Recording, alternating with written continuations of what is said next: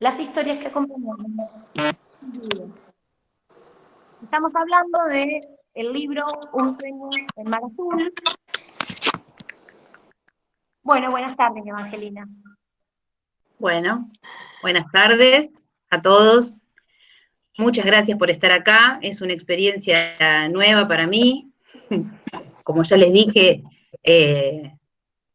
súper gratificante poder compartir con ustedes esta experiencia, a pesar de que obviamente me genera nervios y es un gran desafío para mí estar con ustedes trabajando o mostrándoles esta parte de mí, ¿no? Que es la que, bueno, la que se dedica a la escritura. La mayoría de quienes están acá me conocen por mi tarea como docente, ¿sí? Tanto mis alumnos como mis colegas, a los que agradezco también enormemente que dediquen un ratito de su tiempo a escucharme y a compartir conmigo este momento. Así que muchas gracias a Laura y a Nora por la invitación, un trabajo conjunto excelente que hicieron los dos institutos, súper contenta de que me hayan convocado y que podamos, bueno, abrir a la comunidad este ofrecimiento de literatura local, ¿no? Empezar a valorarnos entre nosotros como conciudadanos, darnos nuestros espacios, porque pienso que eso es lo más importante, ¿no? De que suceda esto, de que empecemos a mirarnos a nosotros mismos, acá en lo cercano, en nuestro querido Chacabuco. Entonces, si nos miramos a nosotros, creo que nos va a empezar a ir mejor y podremos fomentar todo lo que tenemos, ¿sí? La literatura, la música, las artes, me parece que es lo más importante. Y estoy muy, muy agradecida de que me hayan convocado. Bueno, Eva, gracias Bueno, a vos. nosotras No, por favor. agradecidas con vos, Evangelina, que te hayas sumado a esta propuesta. Bueno. Les pido a todos les agradezco primero la presencia, les pido que por favor silencien los micrófonos, porque vieron cómo es esta cuestión, cuando están silenciados se escucha mejor. Y vamos, tienen por supuesto habilitado el chat para hacer preguntas, para hacer comentarios. Vamos a hacer un poco un recorrido por algunos ejes. Vamos a charlar con Evangelina, algo tenemos planificado en relación a algunas preguntas y cuestiones que las mismas alumnas han propuesto. Y, por supuesto, les vuelvo a repetir, tienen habilitado el chat para hacer preguntas o hacer comentarios que vamos a ir recuperando en el transcurso de la charla. Así que si tienen alguna inquietud, la pueden escribir y después, media hora, bueno, después vamos a dar un tiempo para aquellas que quieran hacerle una pregunta o quieran comentarle algo, le vamos a dar la palabra, ¿sí? Primero nos vamos a organizar así por una cuestión de orden, nada más, y después sí vamos a dar un espacio para que si alguien quiere tomar la palabra, lo va a poder hacer. Evangelina, bueno, en relación a la presentación que hizo Laura, con respecto a tu formación, a este libro que recientemente has editado, la primera pregunta es esta: ¿cuál es tu formación? ¿Dónde estudiaste? ¿Qué es lo que te motiva a esta carrera docente?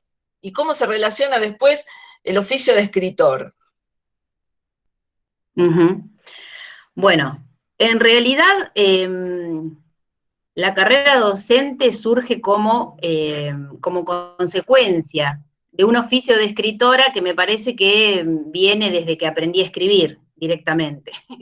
Desde que tengo desde que tengo memoria, aprendí a escribir y escribo. Como decían ahí, como decía Laura, yo comencé escribiendo poesía y después, mucho tiempo después, me incliné por la narrativa también.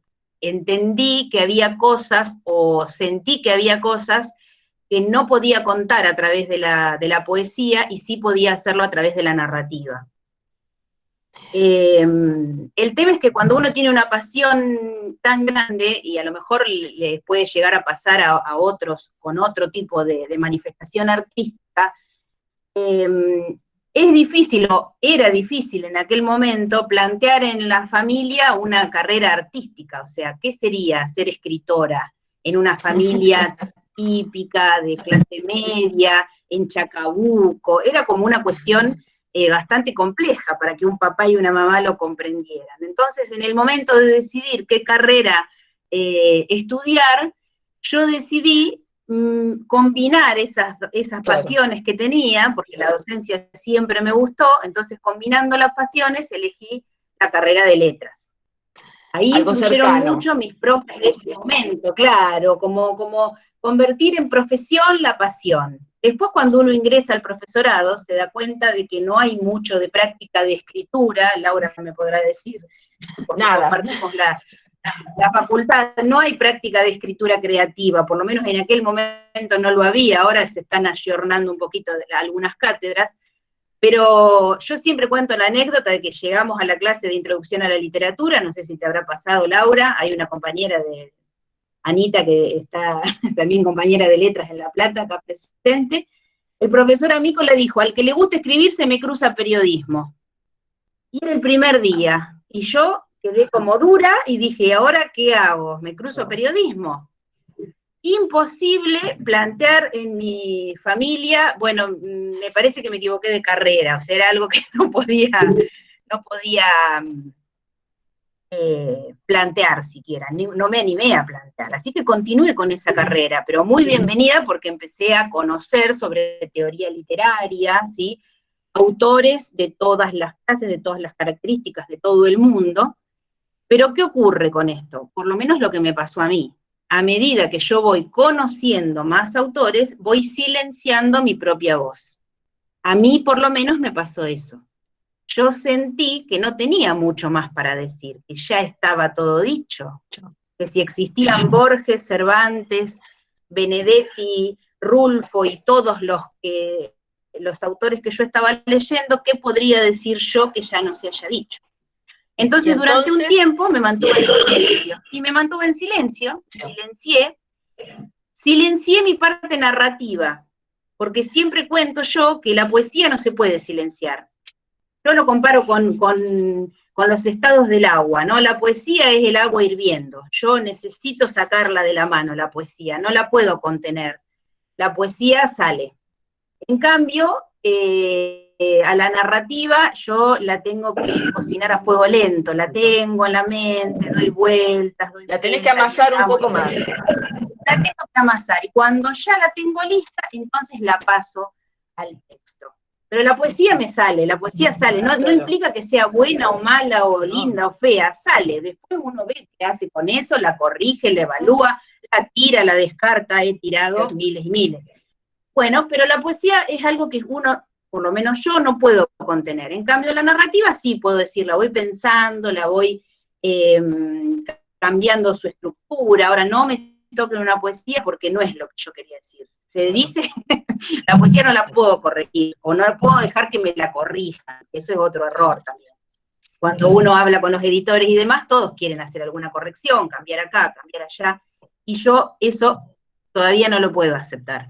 Claro, pero es propio del género. Claro, he hecho varios talleres y demás, y bueno, esto podríamos ponerlo de esta manera, y yo la pierdo. Ya esa poesía deja de ser mía cuando empiezo a cambiar de lugar las palabras. Ya no me sirve como expresión propia, porque es muy característico del género. El yo poético es eso, justamente. No puedo, no le quiero dar la voz a nadie, es mi yo poético, y necesito que esté ahí tal cual como yo lo estoy sintiendo. En cambio, con la narración sí uno puede hacer otro tipo de ¿cómo podríamos decir?, de negociación. Bueno, lo cambiamos, lo vemos, lo reformulamos, uno lo hace en el proceso de corrección. Así que durante mi carrera en la facultad, durante toda mi estadía en la facultad, que fue muy larga, eso es otra cosa que también es importante contar para los que están estudiando en este momento. Mi estadía fue muy larga en la facultad, porque tuve que trabajar desde el principio de la carrera. Fue una cosa de, bueno, había que trabajar, había que buscar la manera de sobrevivir en aquel lugar, pero nunca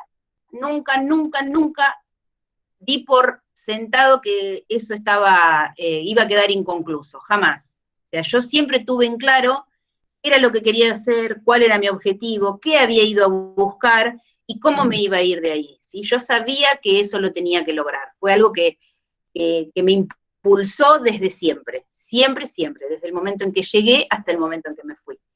Que yo siempre lo cuento esto, porque no me avergüenzo de haber demorado, porque mientras yo me demoraba, estaba viviendo también, estaba trabajando, conociendo un montón de gente, haciendo muchas cosas para poder llegar a cumplir mi objetivo, y todo eso es lo que nutre ahora mi literatura, porque sin esa historia de vida, yo no sé qué podría contar. Por lo tanto, no me genera un peso, no me es un peso a mí personalmente decir que demoré el tiempo que demoré en hacer la carrera, porque la hice muy a conciencia, muy a gusto de estar en ese lugar, y siempre me sentí como una privilegiada. A ver, espérenme un segundito que se me cortó. Ahí está. Sentí como un privilegio estar ahí con esos docentes, ya mencioné a Mícola, de Diego, Valeria Sardi, Carolina Cuesta, Graciela Golchuk, o sea, son todos nombres que después nosotros en los institutos y demás, seguramente a Laura le pasa lo mismo, tomamos como referentes, ¿sí? Exacto. Entonces, haberme formado con ellos, para mí es un gran honor, es un gran honor. Me siento muy contenta de haberlo logrado. Y yo pienso que todos los que transitamos en un instituto o en una universidad o donde sea que estudiamos, tenemos que valorar eso, valorar quienes nos dieron ese impulso para seguir muchas veces, ¿cierto? Bueno, ese es mi recorrido, mi trayectoria, bastante atravesada por la vida, pero bueno, es lo que me tocó. Es que es eso, es una trayectoria de vida. ¿Y cómo se lleva ahora ese oficio de escritora con el de profesora? ¿Cómo combinás ambos oficios? ¿Te gusta llamarlos oficios? Sí, me gusta llamarlo oficio, porque es un oficio. Hoy lo hablábamos con Laura por ahí, es un oficio que muchas veces, obviamente, no tiene paga, porque es muy difícil llegar a la edición, y aunque uno llegue a la edición, de la edición no se obtiene demasiado tampoco, bueno, por lo menos los autores, obvio, los autores locales, los que recién nos estamos iniciando, la trascendencia a otro orden que sea fuera de lo local también es súper complicada, ¿sí? Hay que buscar y revisar y ver quién nos puede ayudar y cómo. Bueno, yo ahora pude simplemente buscando hacer el contacto con esta editorial, que trabaja de una manera bastante amena con sus lectores, ¿sí? Que no exige demasiada producción, diríamos, o demasiada inversión como para poder hacerlo, pero que sí lo que tiene de bueno, que yo siempre cuento, es que no edita todo lo que aparece, o sea, todo lo que se le presenta no lo edita, lo selecciona, hace un trabajo de selección, que era lo que yo quería, ¿sí?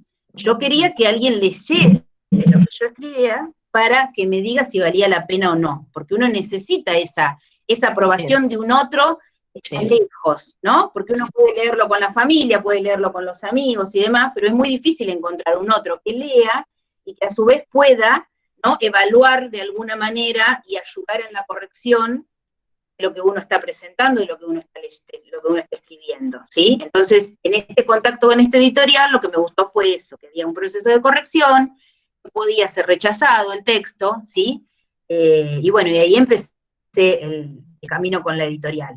¿Cómo se lleva con el docente? Yo creo que fortalece muchísimo la profesión docente, el hecho de poder escribir, porque tal vez cuando uno como docente explica una teoría literaria, se siente, por lo menos me pasa a mí, me siento enriquecida porque yo atravieso esos momentos que estoy tratando de explicar muchas veces, ¿sí?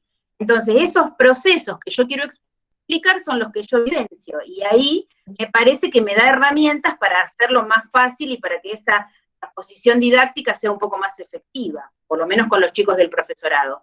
Por eso yo intento, aunque a veces, bueno, los tiempos son bastante acotados, intento tener espacios de escritura o generar espacios de escritura creativa, ¿sí?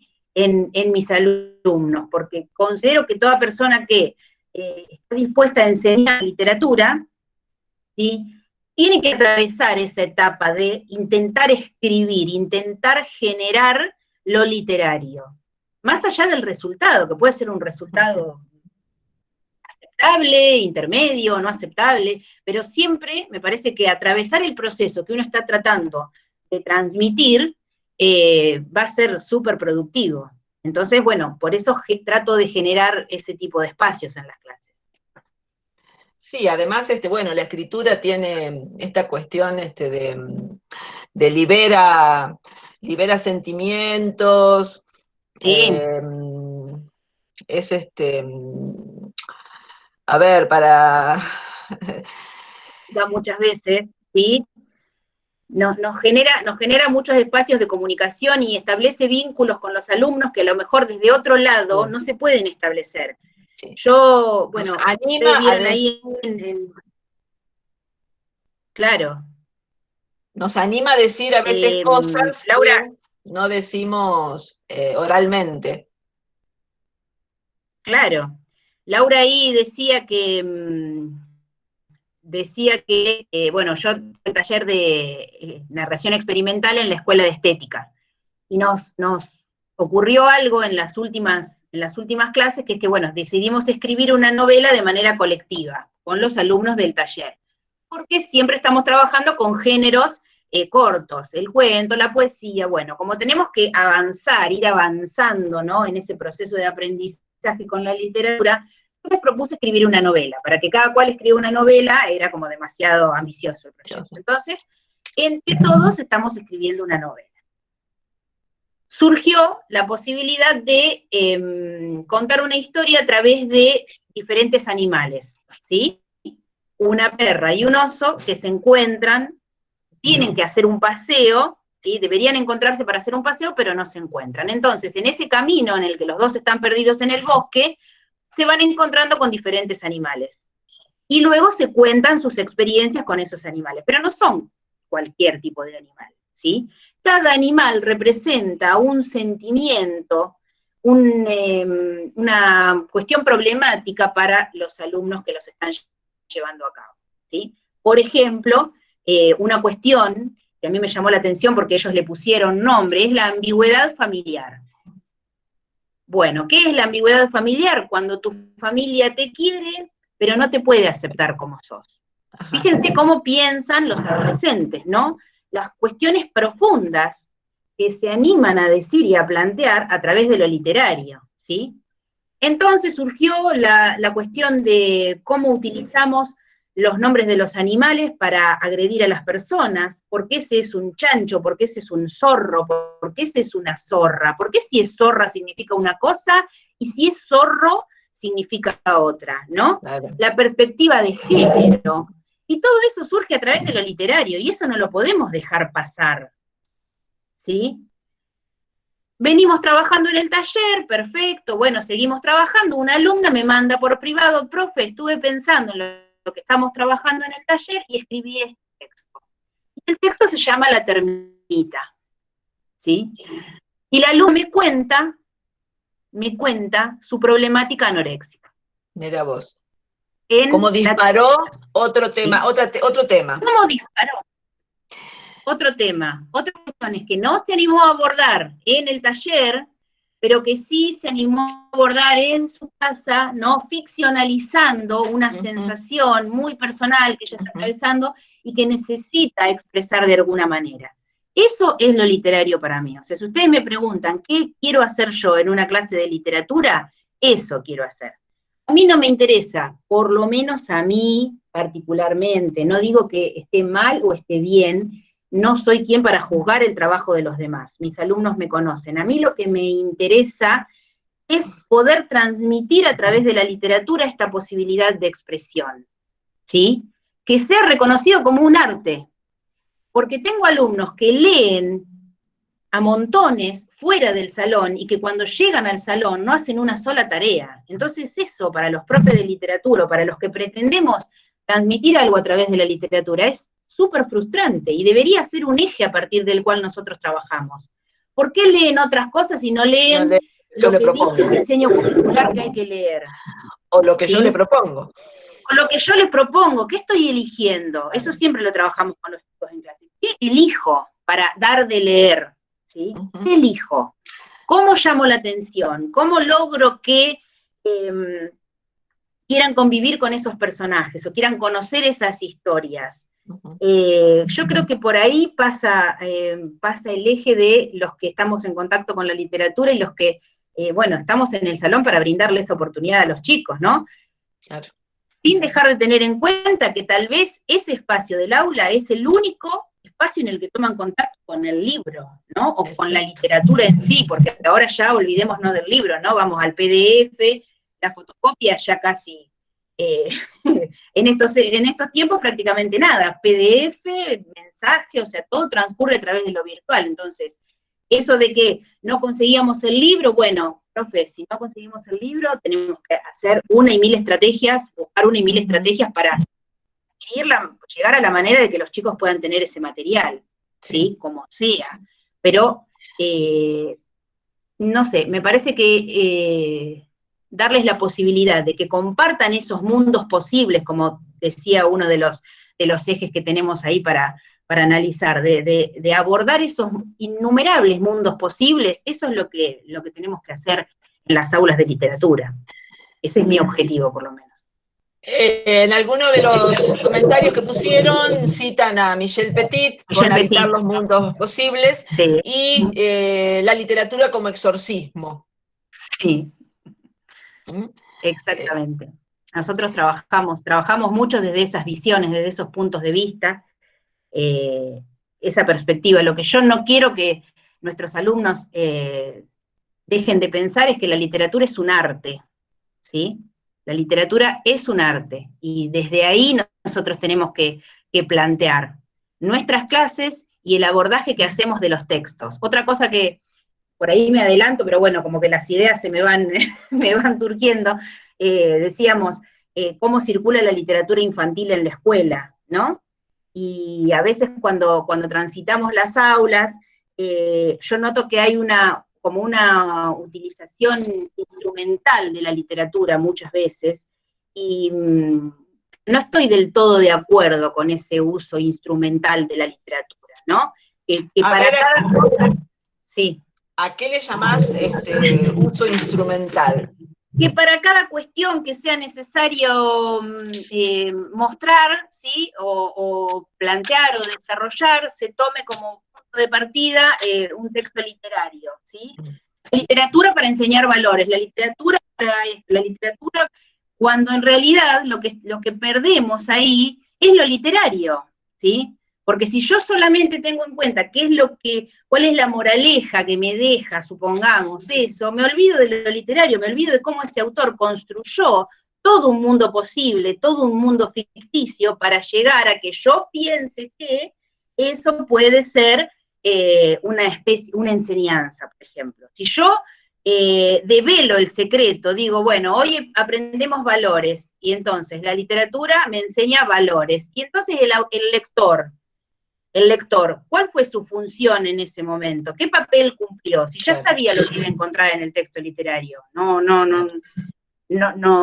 aportó nada, cuando en realidad nosotros sabemos que la literatura termina de ser literatura cuando el lector, ¿cierto?, participa de ese proceso, ¿no? El autor, la obra, el lector, y ahí cerramos y podemos decir que el texto cobró vida, ¿sí? Ahora, si yo utilizo la literatura para obtener sustantivos, adjetivos y verbos, para enseñar acentuación, para enseñar valores, me olvido de lo literario, porque es imposible abarcarlo en todas sus modalidades. Lo mismo que si yo de un texto literario, ¿sí? ¿Cómo podríamos decirlo? Trabajo con cuestiones, a lo mejor, que son demasiado agobiantes para el que lee y empiezo a desarmar el texto en todas sus mínimas partes y pierdo el sentido de la unidad. Claro. Y entonces ese texto literario deja de ser literario para convertirse en ejemplo de recursos, formas de narradores, diferentes tipos de narradores, ¿no? Como que lo desarmo tanto que pierdo la unidad. Me parece que hay que valorar al texto literario, les digo nuevamente, como obra de arte. Hagamos una analogía con una pintura, por ejemplo. Yo puedo de una pintura separarle todos los colores o las diferentes partes y ver cómo la analizaríamos. No, analizamos la técnica en general, ¿no? La unidad en sí misma. En cambio, con el literario, como lo tenemos como herramienta para, la desmembramos. Exacto. Y ahí es donde a mí me entra la duda si eso es beneficioso o es perjudicial para acercar a los alumnos o para alejarlos de lo que se supone que nos gusta, nos apasiona. O sea, el que enseña literatura se supone que transmite pasión por esa enseñanza, ¿no? Por esa disciplina. Entonces me da la sensación que trabajándola de manera tan minuciosa, a veces nos olvidamos de lo más importante, que es la totalidad. Por lo menos esa es mi manera de ver lo literario. Sí, sí, muy de acuerdo. Evangelina, ¿es difícil hoy para un autor editar? Vos hablabas hoy de esta empresa, Sí, digo Niña yo, Pez, que, la editorial, claro, sí. este editorial que te gustó por determinadas características, y ¿cómo fue ese proceso? ¿Es difícil? ¿Está complicado? Seguramente que sí, ¿no? Pero... Y sí, sí, es difícil, pero ya te digo, gracias a que logré contactarme con este editorial, fue posible. De otra manera, directamente no hubiese podido. Este editorial tiene como modalidad de trabajo que lo que hace es generar un compromiso de venta. O sea, la editorial, si acepta el texto, lo imprime de manera gratuita, generando un compromiso de venta. Y de ese compromiso de venta uno devuelve, ¿cierto? Una vez que vende X cantidad de libros, devuelve el costo editorial, ¿sí? Entonces uno no tiene necesidad de desembolsar su dinero en el momento, ¿no? Y va trabajando con la entrada, por eso es tan importante después poder venderlo, poder publicitarlo y demás. Ahí es donde yo hago agua, porque no me gusta como que estaban insistiendo, porque hasta yo me canso de ver siempre el mismo libro. Digo, no, bueno, basta, ya está. Bueno, vos sos escritora, docente, no sos vendedora. No, vendedora definitivamente no me dedico. Vamos a tratar de venderte el libro por este medio. La segunda edición, o sea, la primera Chacabuco la compró bien, para 70 ejemplares Chacabuco va bien. Ahora, los otros 70 están costando, pero bueno, no importa. Decime, ¿tenés más libros editados? No, este es el primero. Tengo una novelita terminada, una novela que empezó siendo una novela y ya terminó teniendo 150 páginas, pero bueno, está terminada y está en proceso de corrección propio, personal.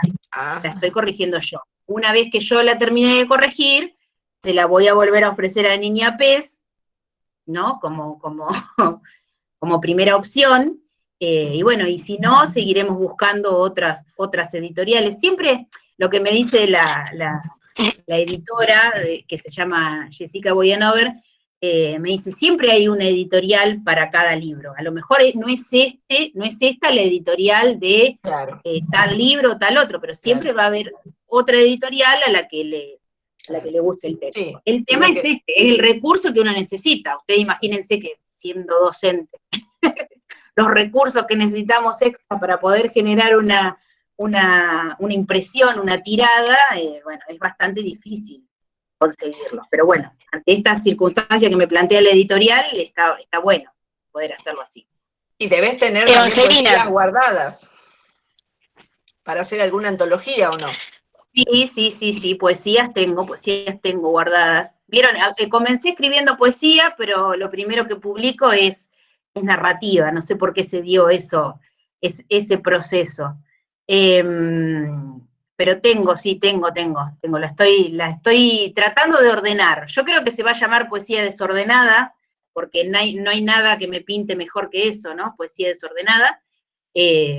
Porque hay poesías de hace 10 años y poesías de ayer, y estoy dándole como un formato. Pero también me pasa que, bueno, en estos tiempos de virtualidad y demás, es como que uno, no sé si les pasará a todos, pero parece que estoy haciendo 10 cosas a la vez, y a su vez siento que no estoy haciendo nada, porque es como que uno quiere estar en todos lados, y parece que puede estar en todos lados, porque de hecho estamos un ratito en cada lugar, pero después cuando hay que materializar las acciones y hacer las cosas, es como que nos cuesta un montón, por lo menos a mí me cuesta un montón, encontrar el tiempo para dedicarle a algo y concentrarme en hacer eso, ¿sí?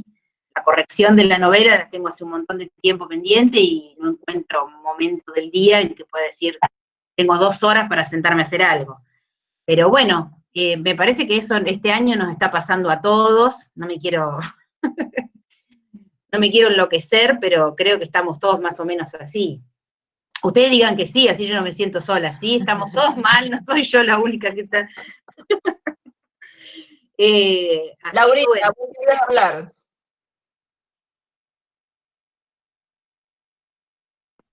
No, buenas tardes. No quería hablar, no tengo que hablar, no.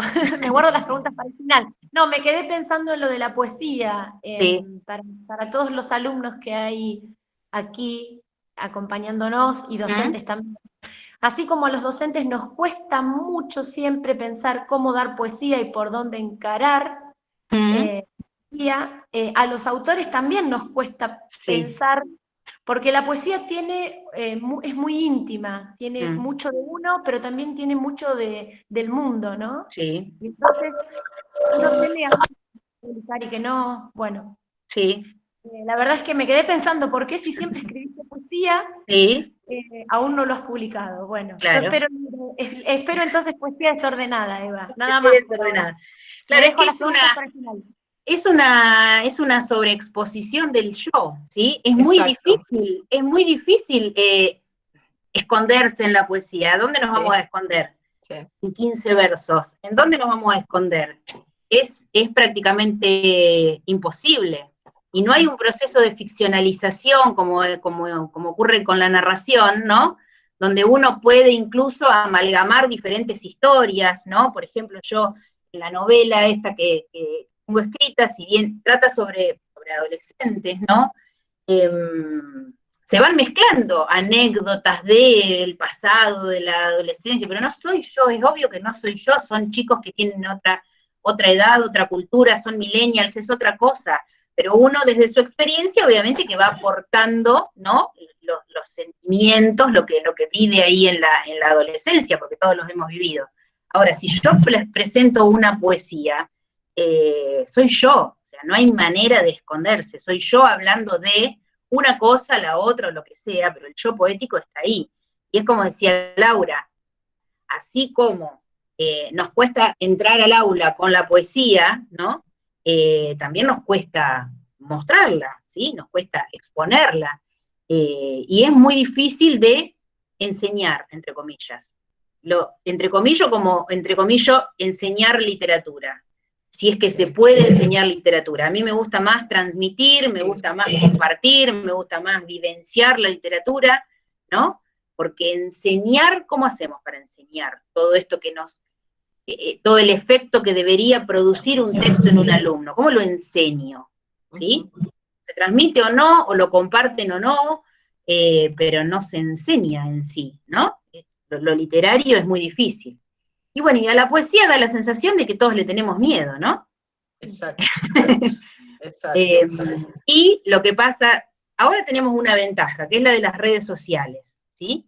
Si ustedes ven las redes sociales, hay muchísimas, en Instagram, muchísimas autoras que tienen, y autores también, tienen seguidores a montones, ¿no? donde van como plasmando su vida cotidiana a través de la poesía, ¿sí? Y me parece que ahí está un poquito la herramienta o el enganche que nosotros podríamos, como profes, tomar para nuestras clases. Porque esta poesía que está vigente ahora no es una poesía como la que estudiábamos nosotros antes, donde, vuelvo al mismo punto, ¿no? Se trataba de enseñar cómo se construía la poesía, cuál era la estructura, si era rima sonante, consonante, la literación, bueno, todos los recursos. Me parece que ahora la poesía lo que quiere hacer es mostrar el mundo con otros ojos, ¿no? El mundo cotidiano, porque la poesía habla de lo cotidiano en este momento, ¿sí? Del sentimiento más común, ese que podemos tener todos. Y entonces la gente se identifica con ese sentimiento, que lo comparte, pero no lo puede decir como lo dice una autora o un autor de poesía. Y entonces al compartirlo y darse cuenta de que hay diferentes maneras de decir lo mismo, yo pienso que de esa manera podríamos lograr que la poesía empiece a entrar en las aulas desde otra mirada, desde otra perspectiva. Sí, esta gente lo dice a su manera a través de las redes sociales. Exacto. Eso es lo que vos querés decir, exacto, me parece, sí, ¿no? Sí, que sí, lo sí, dice sí. a su manera, con sus palabras, con su vocabulario. Y generando imágenes, que es el recurso por excelencia en este momento, ¿no? Generando imágenes que expresan de lo cotidiano, pero parten también de lo cotidiano, ¿sí? No necesito la metáfora rebuscada, sí, ¿no? Necesito... La Beatriz ¿de quién era? Que era su musa inspiradora. La musa inspiradora, claro. La Beatrice. La Beatrice, sí, ya no necesitamos eso para expresarnos. Entonces yo no digo que no debamos estudiar la otra poesía o no debamos ofrecérsela, porque vuelvo a decir, es el único lugar donde los estudiantes, donde nuestros alumnos van a tener contacto con este tipo de texto, pero a lo mejor como ingreso, ¿no? Como primer paso para dar, mostrarla desde ahí, me parece que nos puede acercar. Yo siempre trato de acercar, sí, Dante. Se nos había borrado Dante. Había ido. Acercar me parece que es uno de los verbos fundamentales, ¿no? Acercar la literatura. Porque nos vamos alejando. Creo que hay una gran circulación de la palabra hoy por hoy, que es muy, muy, muy rica. Sí. Es muy productivo, así como es muy productivo, también a veces, bueno, no lo es, todos lo sabemos, el uso de las redes sociales tienen todo lo bueno que pueden tener y todo lo malo que puede haber muchas veces, ¿no? Depende de quién las use. Pero es cierto que hay una gran circulación de la palabra y que nosotros como docentes y como futuros docentes tenemos que resguardar ese uso de la palabra, es decir, darle valor a la palabra, proteger la palabra, ¿sí? Hay una... Sí. Eva, hay una alumna que hizo una pregunta puntualmente sobre tu dedicatoria, perdón, Nora. Sí. Que habla de la palabra, a todos los que creen en mí y en el poder de las palabras. Exacto. Usted se había hecho esta pregunta, ¿por qué esa dedicatoria? ¿Qué significaba para vos las palabras? Justamente esto, ¿no? Esto que venimos diciendo. Ustedes, por ejemplo, me convocaron, ¿sí? Me convocan y dicen, la escritora chacabuquense de literatura infantil, ¿sí? Y para mí que ustedes me nombren como escritora chacabuquense de literatura infantil es un montón, ¿sí? Es un gesto, es un ubicarme en un lugar, ¿sí? En el que si ustedes no me ubican, es muy difícil que uno por sí mismo, ¿no? Salga a decir, por lo menos a mí, en lo que a mi personalidad respecta, sí es muy difícil que uno diga, yo soy escritora, yo tal cosa. En cambio, que el otro te ubique en un lugar es muy importante, ¿sí? Ese es el poder de la palabra. El docente tiene todo el poder de la palabra. Uno le dice a un alumno, supongamos que a alguien se le ocurre decirle a un alumno, vos eso no lo podés hacer, y lo condiciona para toda la vida. De la misma manera que si le dice, yo confío en vos y creo que sí lo podés hacer, lo potencia para toda la vida. Entonces, ¿cómo no creer en el poder de las palabras? Para mí, la palabra es, o sea, la herramienta humana por excelencia, es lo que nos identifica y lo que nos diferencia de todas las otras especies que habitan la Tierra. Entonces, yo tengo la palabra y tengo que utilizarla. El otro día hice una publicación que también decía, elijo no hacer doler con las palabras, porque todas las palabras mal dichas duelen. Entonces, Sí.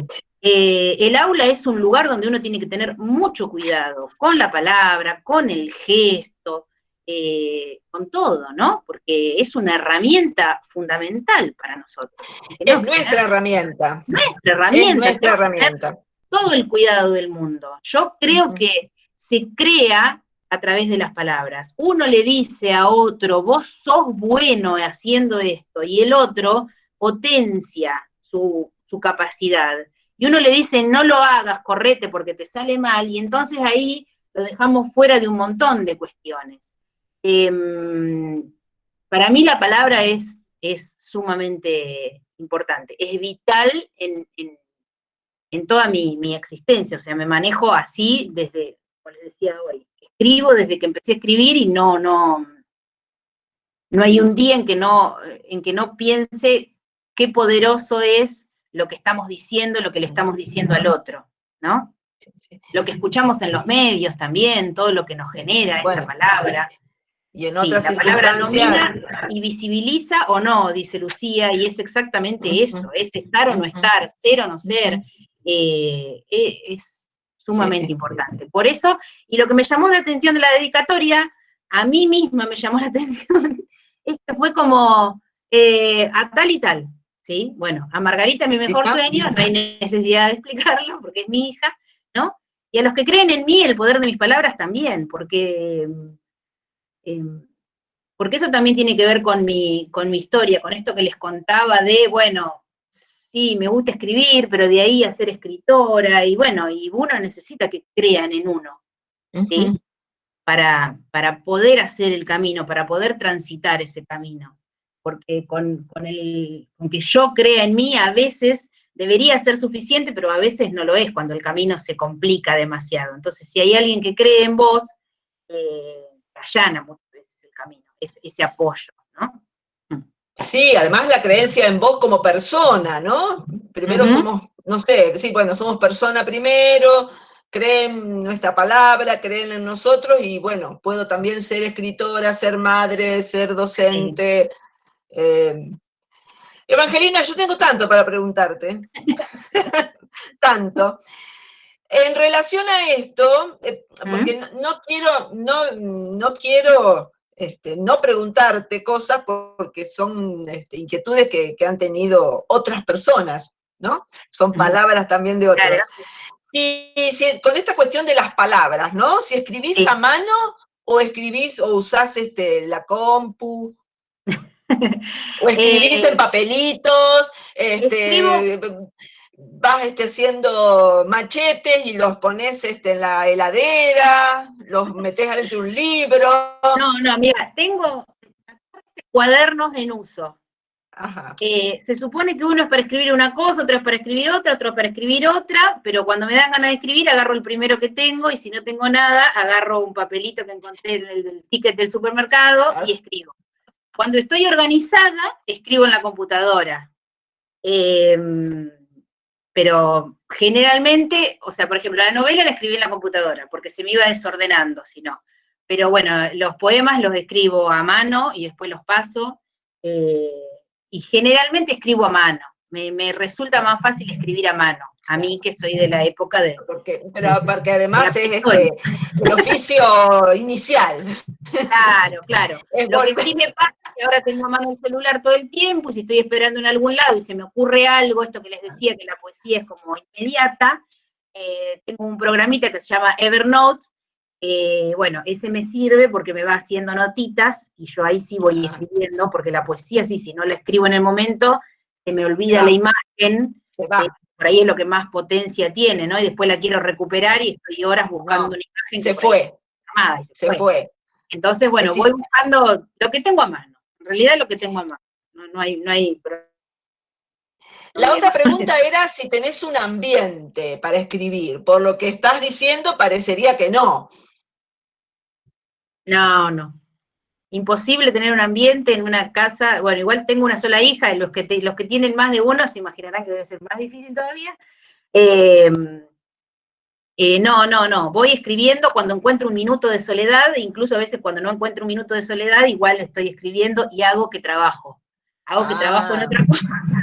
Y en realidad Hago que estoy corrigiendo, por ejemplo. Claro. Pero no estoy corrigiendo, estoy escribiendo. Pero disimulo, porque eso también es difícil, ¿no? Que uno encontrar el espacio, la concentración, la idea, ¿viste? Que no sea algo que, ¡más, haceme la leche! Son cosas que van pasando, ¿no? Entonces uno va buscando. Yo disimulo, hago que trabajo y escribo. Pero vos, por ejemplo, en la novela, ¿vas y volvés muchas veces?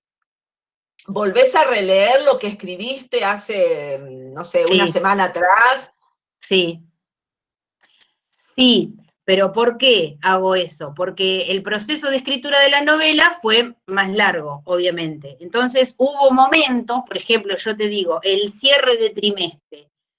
Olvídate que yo me pueda poner a escribir durante toda esa semana. Entonces cuando lo retomo, es necesario hacer como a ver por dónde iba, qué dije, qué no dije, porque por ahí uno, como les decía yo, las pienso las cosas, pero no llego a manifestarlas del todo en la escritura. Entonces, tengo que hacer como un breve recorrido, ¿sí? Incluso después, cuando ya quedó como finalizada, yo decidí armar un tiempo del relato que era distinto, perdón, un tiempo del relato que era distinto al tiempo de la historia. Entonces, lo que al principio lo que era el principio terminó siendo el final, como que la estructura fue variando para darle una mayor intensidad, ¿sí? Claro. Más interés a la historia que estaba contando, era como que se develaba desde el principio lo que después terminó siendo el conflicto central, pero que no había empezado siendo el conflicto central porque va mutando la historia a medida que la vamos escribiendo. Claro. Entonces, bueno, eso implicó una relectura importante, ¿no? Un dar vuelta, un montón de capítulos, y bueno, y ahí obviamente fue necesario releerlo todo, y rearmarlo. En Un sueño en mar azul, a las chicas que lo han leído, les llamó la atención que hay formas de representar lo que dicen o piensan los personajes que no respetan reglas gramaticales, ni tampoco de uso, ¿no? O sea, hay como un amontonamiento de palabras. Entonces, ¿es un error de edición? Se preguntaron en algún momento, o si era un efecto que vos buscabas. No, era un efecto. Era un efecto porque cuando uno reta a un hijo, lo reta así todo de corrido. No me van a decir ustedes que se ponen a retar al hijo de a poquito. No. Uno lo reta como de corrido para que se entienda bien claro que ya te había quedado dicho eso y para qué hiciste lo que tenías que hacer. Era como todo de corrido. Entonces, como yo no encontraba manera de darle un tono a eso, junté todas las palabras y bueno, y nada, traté de representar la oralidad a través de esa manera, ¿no? De escribirlo, que es otra cuestión bastante, o sea, muy actual. Esto de la necesidad de la oralidad, ¿no? De cómo represento y cómo esa oralidad, nuestro lenguaje cotidiano, ingresa en lo literario. Antes había un lenguaje literario, ¿no? Era generalmente un lenguaje elevado, diferente prácticamente al que utilizábamos en la vida cotidiana, y ahora la literatura tiene mucho de copiar la realidad, pero de manera fehaciente, ¿no? De respetar los registros locales, el coloquialismo, ¿no?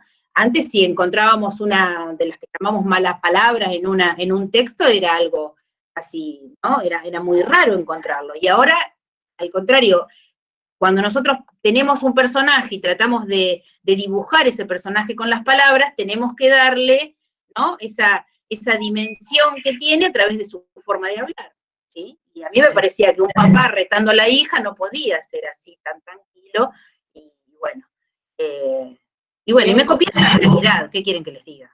Cuando retamos a los chicos, los retamos así todos de corrido. Encontrar el tono, Claro, manifestar el tono propio de claro, la claro. oralidad en la Lo mismo- escritura. Qué trabajo esto, ¿no? Lo de pasar a la escritura, aquello que pertenece a la oralidad. Claro. Pero a mí me pasa, por lo menos, cuando yo estoy escribiendo, ¿sí? Yo no necesito como pensar lo que voy escribiendo. Parece casi cercano a la locura, pero es como que alguien dicta, ¿no? Como que hay un alguien que está dictando lo que uno necesita decir. Yo siento eso, por lo menos. No sé si a Laura le pasará o a los que escriben le pasará. Yo siento que no soy yo hablando, estoy escuchando cómo quisiera que mis personajes hablaran. Y así trato de plasmarlo en lo que escribo. Después, en las correcciones, uno se da cuenta si logró ese efecto o no logró ese efecto. Pero en principio, la primer puesta en palabra, ¿sí? Es como que hay algo que viene de otro lugar y ya está dicho así, porque el personaje va armando su personalidad, valga la redundancia, ¿no? Después nos encontramos con que el personaje no puede hablar así, porque si ya al principio se dibujó de tal manera, se caracterizó de tal manera, después que no me venga a decir tal cosa, porque sería un cambio, sería como que el personaje no se mantuvo a lo largo del tiempo, ¿no? Tengo que respetar eso que me dice ese personaje con ese tono, y bueno, yo creo que eso forma parte de eso que decíamos hoy de los mundos posibles, ¿no? Crear un mundo que es paralelo a la realidad. Una vez que estamos en ese mundo que es paralelo a la realidad, y bueno, eso es lo que hay que decir. Después se corregirá, se verá si está bien, si está mal, pero en principio me pasa eso, de tener la necesidad de hablar con la voz del otro. Entonces no es que lo pienso, no pienso, uy, tendría que decir tal cosa, no, la dice. Después vemos si funcionó, si no funcionó. Yo por lo menos hago eso. Me hablan solitos los personajes. ¿Cuánto tiempo te llevó a escribir este cuento? Un sueño en mar azul. Este cuento, tiempo en escribirlo, lo escribí en un día, una vez que me puse a escribir. El tema es que después lo corregí, lo di vuelta, lo cambié, empecé a querer separar los dos niveles, el nivel del sueño, ¿no? Del nivel de la realidad, que es la que le da marco, la anécdota de la realidad, entre comillas, que le da marco al sueño. Después, hay un marco real, ¿no? Claro, claro, sí, hay un marco real y se parte de una anécdota real, verdadera, las alparras que se perdieron, que nunca aparecieron, obviamente, no aparecieron,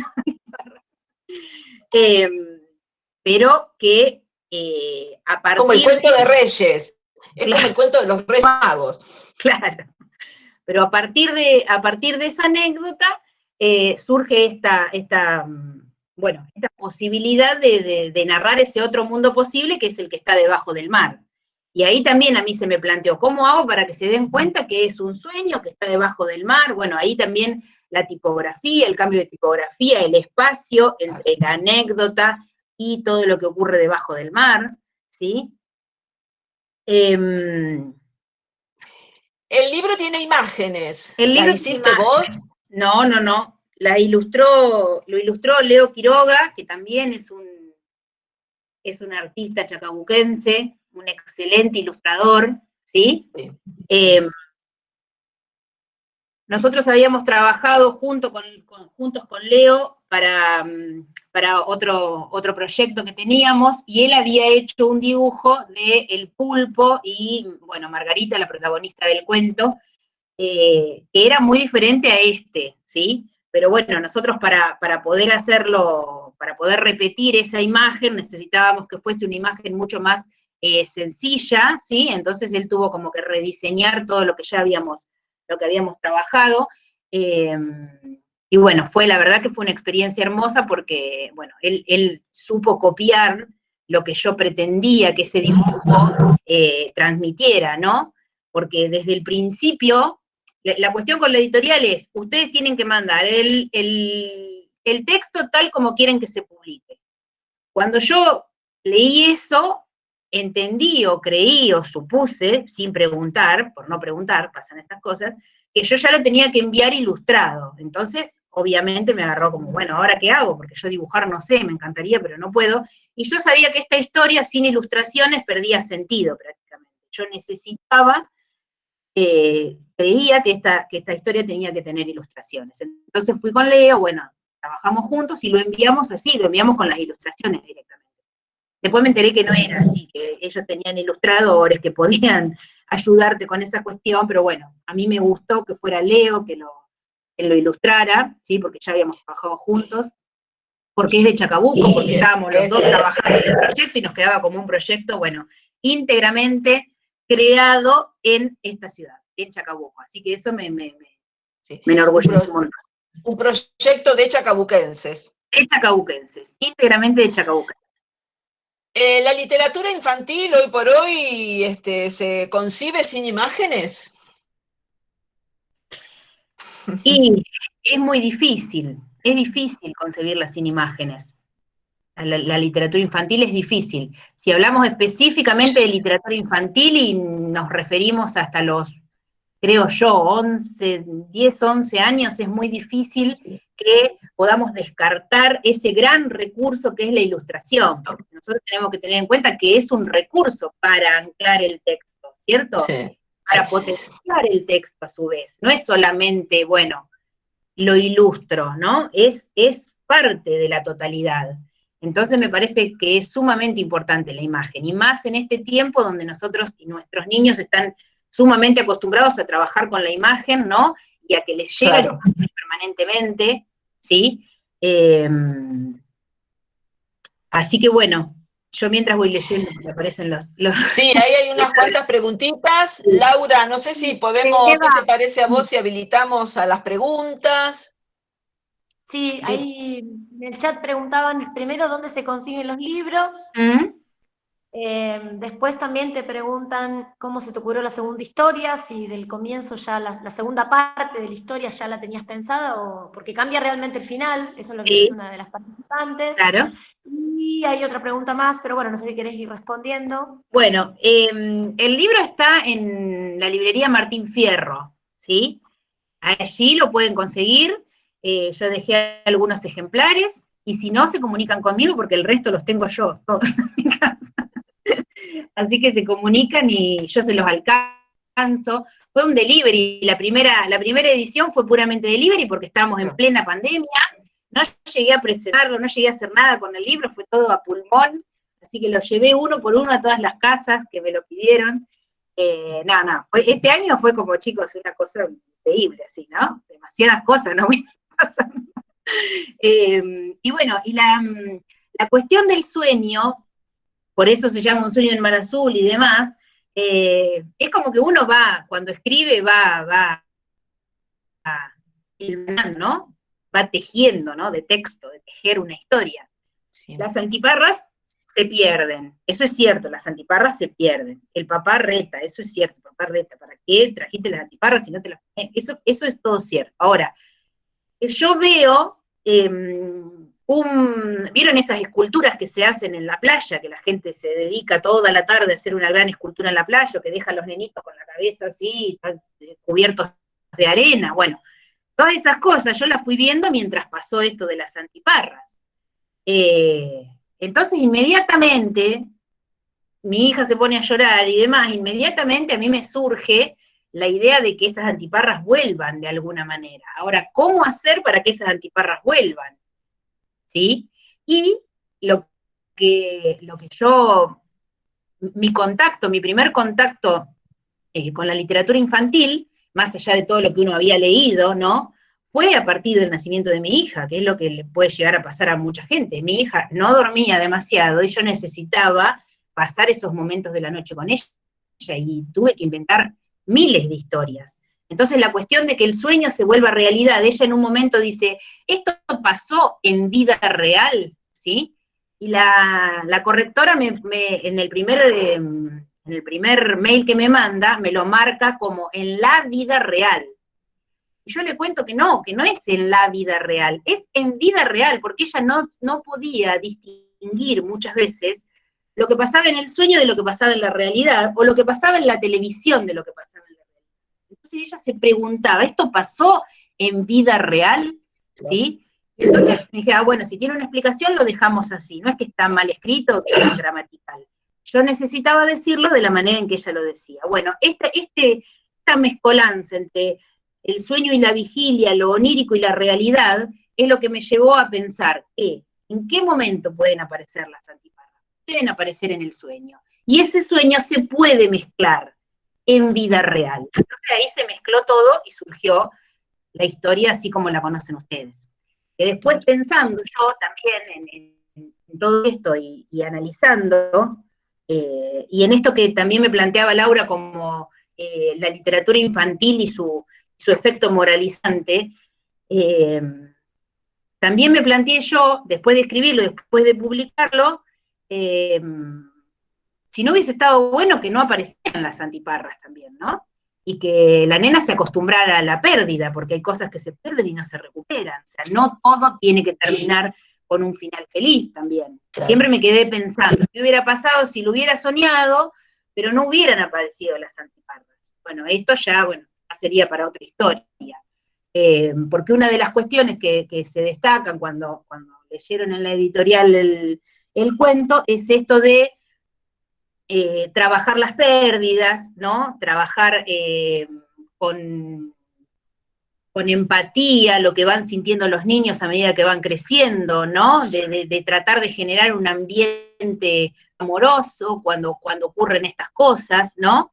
Entonces yo pensaba que, hay cosas que se pierden, sí hay cosas que se pierden, que también podría ser interesante para una historia, contar que algo se perdió y que no se recuperó, pero que de todos modos podemos seguir adelante, más allá de las pérdidas, ¿no? Que no todo va a terminar siempre con un final feliz. Claro. Es una historia reparadora, en definitiva. Claro. Es reparadora. Laura, ¿vos tenés algo ahí para...? Sí, ¿Qué es lo que te inspiró, preguntan, para hacer este cuento? Bueno, la historia real. Bueno, la anécdota, sí, la anécdota. Claro. Sí. Ahí preguntaban, Eva, esta pregunta estaba interesante, una alumna había formulado esta pregunta, si crees que los niños usan realmente la literatura infantil para escapar de algo que los lastima o de aquellos que les produce dolor. ¿Qué pregunta? ¿Qué pregunta, no? Bueno, demostrado con las experiencias anteriores que el que puede escribir sí puede expresar lo que lastima a través de la escritura, ¿no? Y demostrado también está, a través de un montón de experiencias, y creo que los que transitamos el aula siempre tenemos alguna de esas experiencias para contar en nuestro haber, que muchas veces los textos literarios son el punto a partir del cual, ¿no? Un niño, un adulto, quien sea, se anima a contar otra cosa, ¿sí? Se anima a decir otra cosa, o a veces no se anima a decir nada, pero como docente atento se da cuenta de que hay algo ahí que está funcionando como un disparador, ¿sí?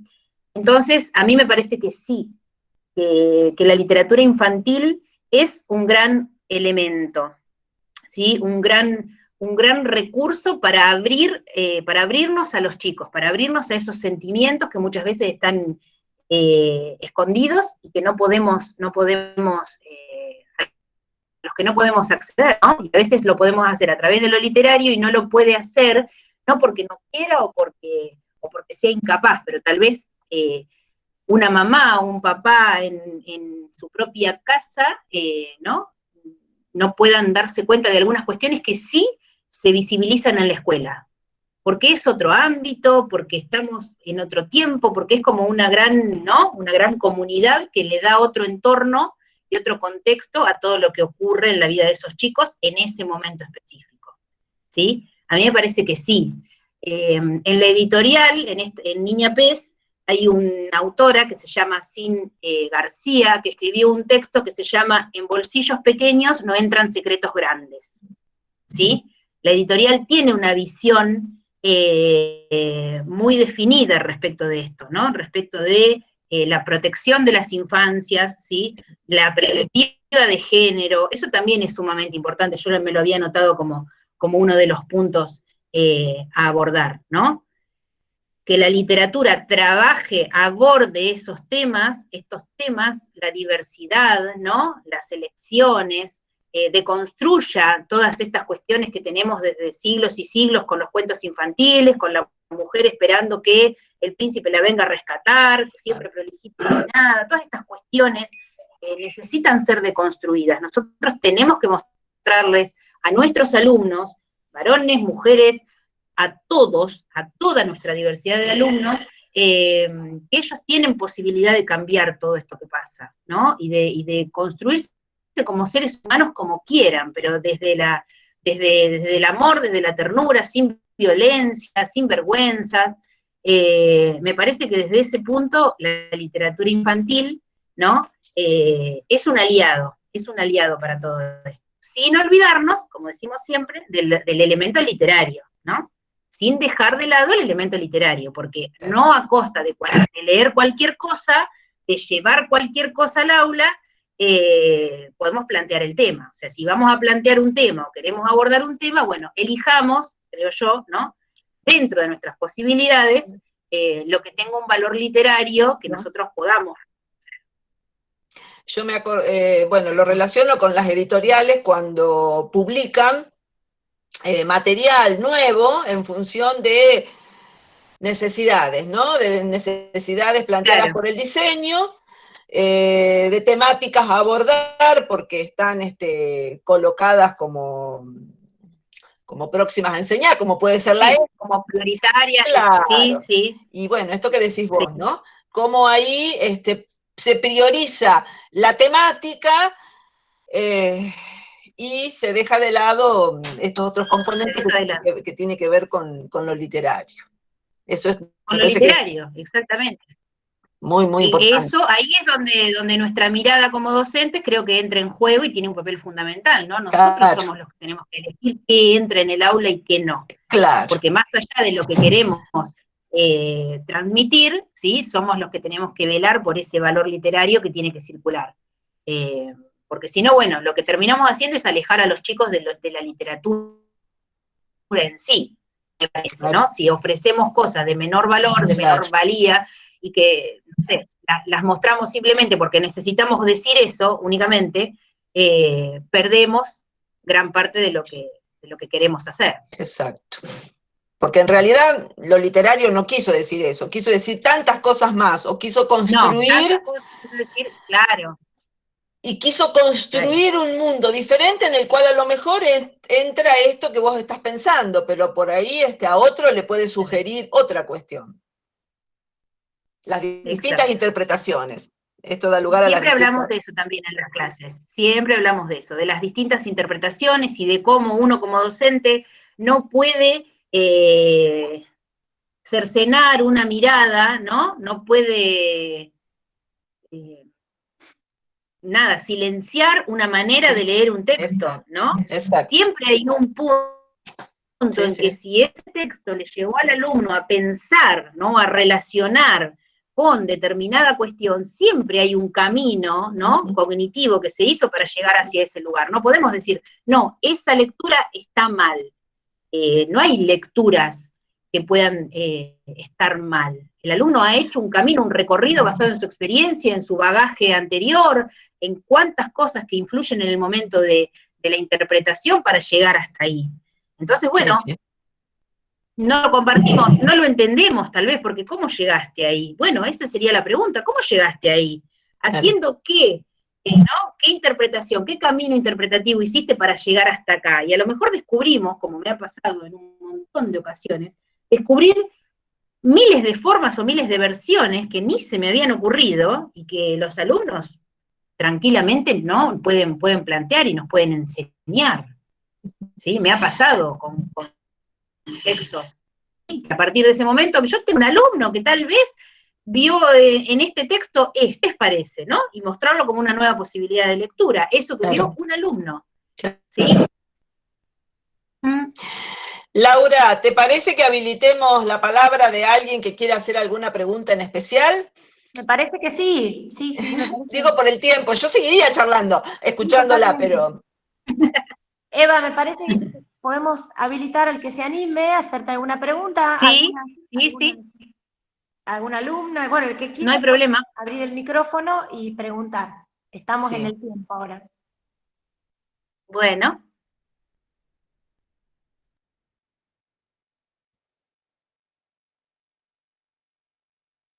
Parece que nadie se anima.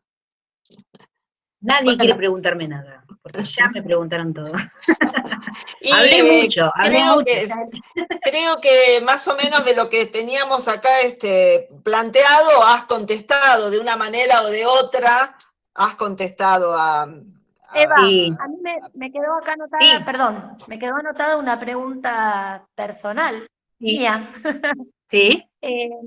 Obviamente la tenía armada ya. No, me parece interesante que la menciones, una referencia directa a ella, la escritora de literatura infantil, en el propio cuento, cuando hablas de las nueces, Sí. hablas de María Elena. María Elena. Y entonces la pregunta que me surgió justamente tiene que ver con esto. ¿Cuál fue tu recorrido como lectora? ¿Cuáles fueron los autores? Si querés nombrar 2, 3, ¿por qué, digamos? O ¿por qué te marcaron? O a las chicas, me parece que a las personas que se están formando, que estudian, está muy bueno saber esto porque uno a veces no sabe por dónde empezar a leer, o qué leer, o según los intereses, ¿no? Pero bueno, está bueno escuchar la palabra de alguien, bueno, que es docente y que intenta escribir, ¿no? Eso es interesante. ¿Cuáles fueron los autores, entonces? Cuando me marcaste los ejes, que compartíamos los ejes, yo obviamente anoté a María Elena Walsh como mi referente en cuanto a literatura infantil, ¿sí? Su manera de contar el mundo me fascina, ¿sí? Tiene una dulzura especial para contarlo, y tiene eso de no decirlo todo, ¿no? La literatura no tiene que decir todo, lo no dicho es a veces más importante que lo dicho, ¿no? Lo que le dejamos al lector, la parte que a él le toca, ¿no? Me parece que es sumamente importante. Como todos sabemos, muchos de los textos infantiles escritos por María Elena Walsh fueron prohibidos porque se leyeron, ¿no? Atravesados por las circunstancias históricas de nuestro país, ¿no? Eso siempre me llamó la atención, la manera en que ella mostraba esa realidad, hasta de una manera, ¿no? Graciosa, amorosa. Es ella mi autora, como mi eje, mi norte. Después también cuando empecé a buscar textos para Margarita, empecé a leer a Marta, y ahora Siliotti, leíamos El Patito Coletón, lo leímos de punta a punta, y me empezó a marcar esas cuestiones de utilizar tanto lo cotidiano como eje de lo literario. Las historias mínimas que le pueden suceder a un niño durante su infancia y convertirlas en lo literario, ¿no? En literatura. Eso fue lo que me marcó. Y durante mi niñez, entre los 10, 11 años, me leí Todas las aventuras de Naricita, una colección que estaba en la Casa de la Cultura, ¿sí? Y yo iba permanentemente y me llevaba las aventuras de Naricita, me llevaba, iba y venía de mi casa a la Casa de la Cultura con las aventuras de Naricita. Eso me marcó para toda la vida, tengo frases pegadas en la oreja como, no sé, te voy a disparar una bala de cañón en la oreja, le decía a una muñeca o un choclo, y a mí me quedaron esas imágenes de cuestiones fabulosas, fantásticas, que nada, me dieron de comer, diríamos, ¿no? Impulsaron Claro. lo que yo después empecé a contar. Así que esos eran los elementos básicos y fundamentales para empezar a escribir, porque como les decía, yo empecé con la poesía, después con la narrativa, y recién cuando nace mi hija, que ya hace 13 años, ¿no? Recién en ese momento intenté lo de la literatura infantil. Y fíjense que lo último que intento es lo primero que logro publicar o dar a conocer, y cómo me animo a hacerlo, ¿no? Porque es como que uno lo hace para otro, ¿no? Y se diluye un poco ese yo en el escribir para otros, el escribir para niños, no exponer, a lo mejor, ¿no? Otras cuestiones que tienen que ver con la narrativa para adultos o con la poesía en sí misma. Entonces, bueno, a partir de este ser madre, ¿no? Como que se empezó a ver en mí, empecé a buscar ese camino de la literatura infantil. ¿Y ahora le seguís leyendo? Ahora lee sola. Sí. La gran pregunta es, ¿tu hija lee? Mi hija lee cuando quiere, muchas veces no quiere, pero sí lee lo que yo le doy, mis escritos, yo se los doy y ella los lee, sí. Me hace de primera correctora. Fíjate si te gusta, te parece, me da su opinión. Pero bueno, es difícil,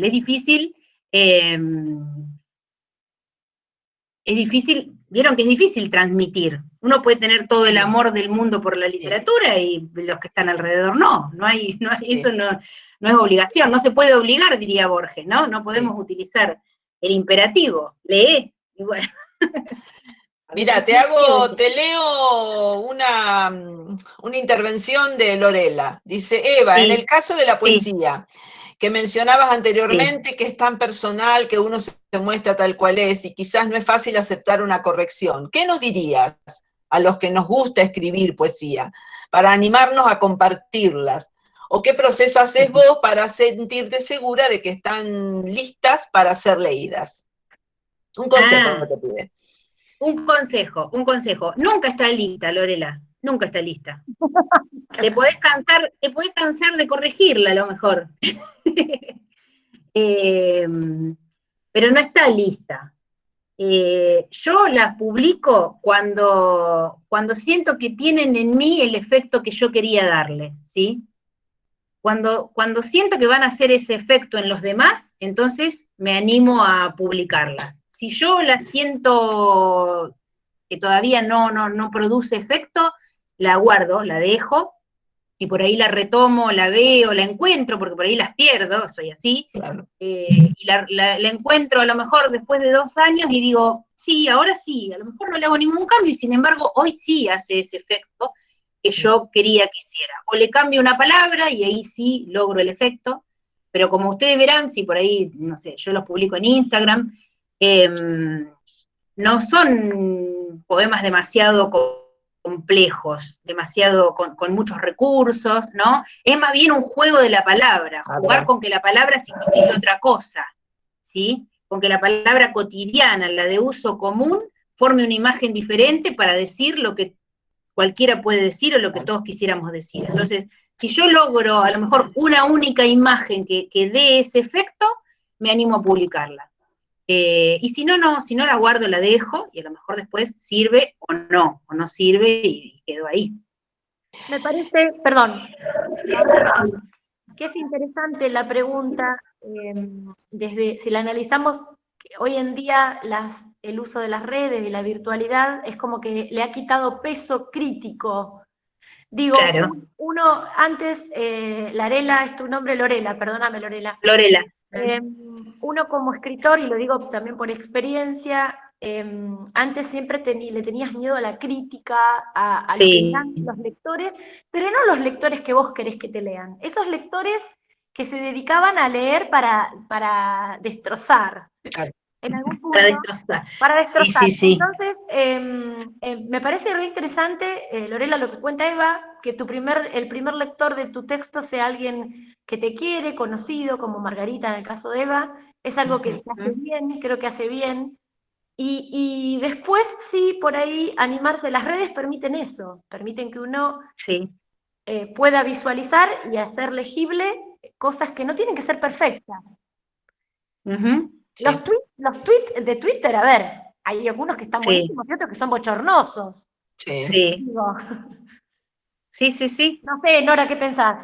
Sí, totalmente de acuerdo.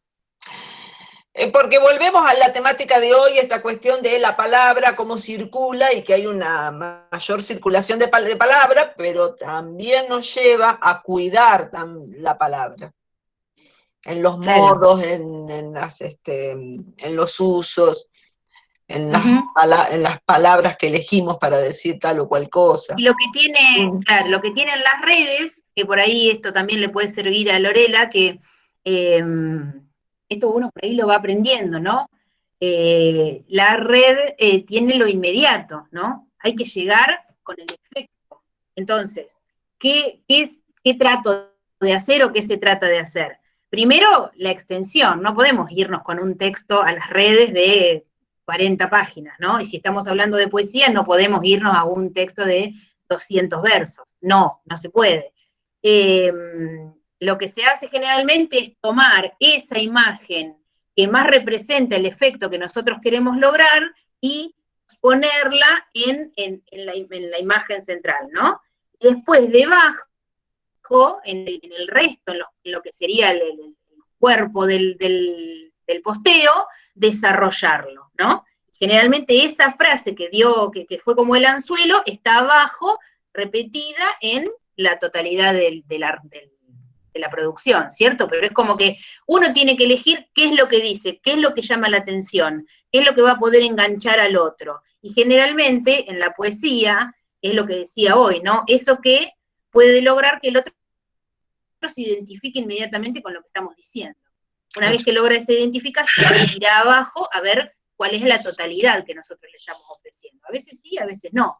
Después, ¿qué puede pasar? Puede pasar que te pongan me gusta solamente porque te conocen y no tengan ni idea de lo que estás escribiendo. O sea, pueden pasar un montón de cosas.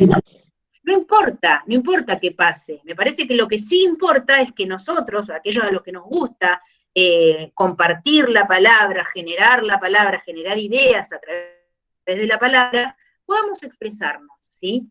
La expresión y generar un yo literario en este caso sería, ¿no? Yo soy Eva Dugo 78, el que quiere lo lee, estoy acá, el que no quiere no hay ningún inconveniente, no pasa nada, no nos va a pasar nada y nos va a cambiar la vida, ¿sí? Entonces, me parece que esto que les decía yo, que ustedes digan, Evangelina Dugo, escritora chacabuquense, que yo pueda decir, Eva Dugo 78 escribe poesía, para mí fue un cambio radical, ¿sí? Y yo les soy sincera, yo dije, o lo hago, o no, listo, ya está, ya pasó mi tiempo, ¿sí? Entonces es una cuestión de decisiones, por eso yo les digo, a los que escriben, a los que les gusta escribir, a los que tienen intención de hacerlo y no se animan, es cuestión de animarse, hacerlo y creer que se puede. Se hace, exacto, y punto. El que le gusta, bienvenido sea, compartamos todo lo que tenemos en común, critiquemos para construir, corrijamos juntos, y el que no le gusta no hay ningún inconveniente, es la posibilidad que nos dan las redes, y eso es súper positivo. El que lo quiere usar para mal, allá él, ¿o no? Evangelina, la última, porque yo creo que ya el tiempo es más que suficiente. La última pregunta, ¿para escribir un libro es necesaria una investigación previa? Gracias, Lucas, por la felicitación. Lucas felicita a los organizadores y a la participación. Muchas gracias por estar ahí a todos. Mira, depende de qué es lo que nosotros querramos contar. Claro. Muy, muy importante qué es lo que nosotros querramos contar, ¿no? Yo tengo, por ejemplo, en mente una historia que quiero que esté enmarcada o que responda al realismo mágico, ¿sí? Y no me pregunten por qué, está situada en el norte de nuestro país, al cual nunca pisé. No pisé el norte, ¿sí? Y yo lo quiero describir y no me sale. Y lo intento y borro y voy y vuelvo y no me sale porque no lo conozco. Pero yo sé que la historia está situada ahí, ¿sí? Porque en el realismo mágico, como sabrán algunos, el ambiente y el clima, ¿no? La naturaleza en sí misma es un factor fundamental, es prácticamente un personaje más. Y yo necesito que ese factor actúe. Claro. Y no sé cómo hacer porque no fui nunca al norte. Y ahora no puedo ir tampoco. Entonces, tengo que estudiar dos cosas. Primero, tengo que leer muchísimo más de la teoría del realismo mágico para tener más herramientas. Y segundo, tengo que conocer el lugar en el que yo quiero que se sitúe esa historia. Por lo tanto, ahí sí voy a necesitar ir a estudiar. ¿Y qué? Tendré que estudiar geografía prácticamente, ¿no? Buscar fotos, buscar sitios donde pueda instalar mi historia. Ahí sí me va a llevar un tiempo. Si yo quisiera contar una novela histórica, por ejemplo, obviamente voy a necesitar anclarme en cuestiones que no conozco. Ahora, Un sueño en mar azul no me llevó ninguna investigación previa porque es una anécdota que surge de mi vida cotidiana, ¿sí? La bici roja, por ejemplo, que es el cuento con el que participé del concurso Haroldo Conti, habla de la bicicleta de mi papá, ¿sí? Y ustedes verán que son todas cuestiones mínimas, ¿no? Que uno las convierte en literarias, las ficcionaliza, porque las ve desde la mirada del autor. Son cosas mínimas. Lo mínimo, lo que tiene que ver con mi vida, obviamente no me lleva ni investigación. Por ejemplo, tengo este proyecto en mente que yo sé que para poder realizarlo voy a necesitar estudiar. Jujuy, el carnaval de Jujuy, para el realismo mágico. Eva, te preguntan dónde se consigue el cuento La bicicleta roja, ¿dónde se puede leer? La bici roja, ahora está circulando en la antología que realizaron los chicos de los amigos de Haroldo Conti, ¿cierto? Yo se las puedo pasar si quieren porque está circulando en PDF, ahí está en la página número 16, la bici roja, que es ese texto, ¿sí? Bueno, nada, surge también de una anécdota personal y un objeto que se convierte, ¿no?, en algo más que un objeto. Bueno, yo creo que 1 hora y media ya es más que suficiente. Pensaba pedirte un mensaje final, creo que todo lo que dijiste ha sido diferentes mensajes dirigidos a diferentes, a docentes, futuros docentes, nos has acercado a tu vida, a tu oficio de escritora, particularmente conocía muy poco de eso, me encantó mucho escucharte, agradezco enormemente a todos los que están presentes. Esto fue una actividad de extensión de los institutos de formación docente número 131 y el Instituto de Formación Docente y Técnica número 67, que me parece que no es poca cosa que 2 institutos que están en una misma ciudad compaginen una actividad para el caudal de alumnos que tienen en las distintas carreras. De mi parte, muchísimas gracias a los presentes, a los docentes, a aquellos que han participado en el chat, a aquellos que hacen 1 hora y media que están escuchando atentamente, bueno, a Evangelina, por supuesto, a Laura, que me acompañó muchísimo y que combinamos y tratamos de que esto saliera lo mejor posible. Por supuesto, los directivos de ambos institutos, que nos acompañaron y que, por supuesto, siempre estuvieron muy, muy conformes y muy de acuerdo con esta propuesta. Laurita, te dejo a vos. Yo quiero agradecer, Eva, a vos, por supuesto, siempre tan solidaria con nosotros, colegas, y bueno, y te quería contar que hace un ratito nos felicitó Andrea Castronuevo, ella estaba en la conversación, bueno, ahí Jessica también nos pone un mensajito, y sobre todo a ustedes, a los que están ahí del otro lado, ¿no? A nuestros alumnos, a los docentes, colegas, a todos los que, así como participamos en estos días de un montón de conversaciones y charlas que se han organizado en el Centro Cultural que ha sido siempre Buenos Aires. Gracias, Malvina, ahí tu mensajito. Me parece que es interesante que pensemos que Chacabuco puede generar y puede hacer un montón de cosas y tenemos un montón de gente valiosa. Como dijiste vos, Eva, hoy también. Nada más. Sí. Te dejamos a vos la última palabra, Eva. Estoy segura de que podemos hacer muchas cosas, ¿sí? Sobre todo si, como decíamos al principio, ¿no?, nos damos el valor entre nosotros, porque nuestra ciudad es como un gran, ¿no?, como un gran barrio, nos conocemos todos y sabemos, quiénes somos, ¿no?